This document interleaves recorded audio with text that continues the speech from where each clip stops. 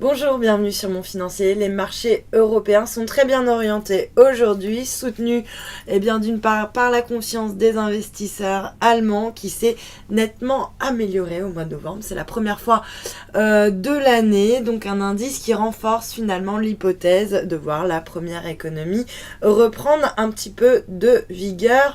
En début d'année 2015, on a donc un indice ZOO qui est ressorti donc à 11,5 points au mois de novembre. C'est un niveau largement supérieur aux attentes des analystes. Du coup, les marchés ont salué ce chiffre. Le CAC, lui, reste bien orienté peu de temps avant la clôture. Il avance désormais de 0,84%.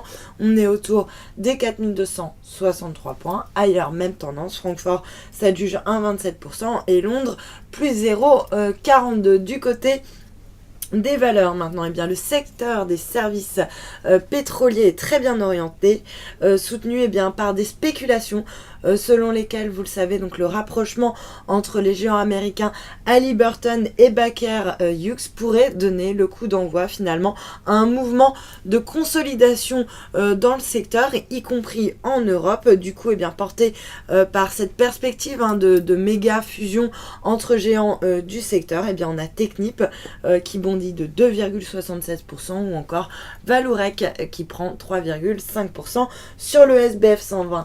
Renault est également très bien orienté alors que le groupe a dégagé la croissance la plus élevée des immatriculations de véhicules neufs dans l'Union européenne au mois d'octobre.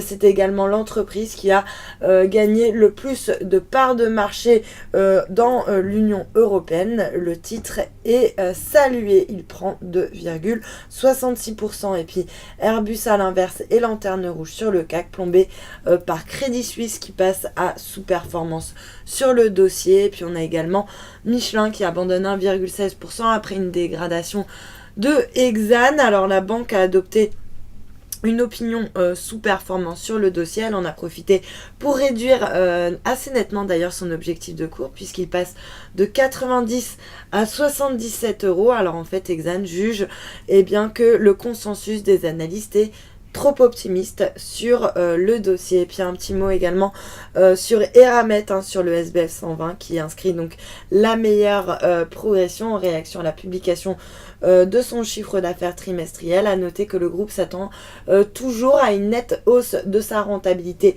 au second semestre, et ce malgré le repli actuel des cours du minerai. Et puis sur le marché d'échange, pour terminer, l'euro bien orienté par rapport au dollar, on est autour des 1,2513, bien orienté également par rapport au yen à 145,9 yens, et puis le billet vert qui lui est en légère baisse par rapport à la devise japonaise, on est autour des 116,60 yens.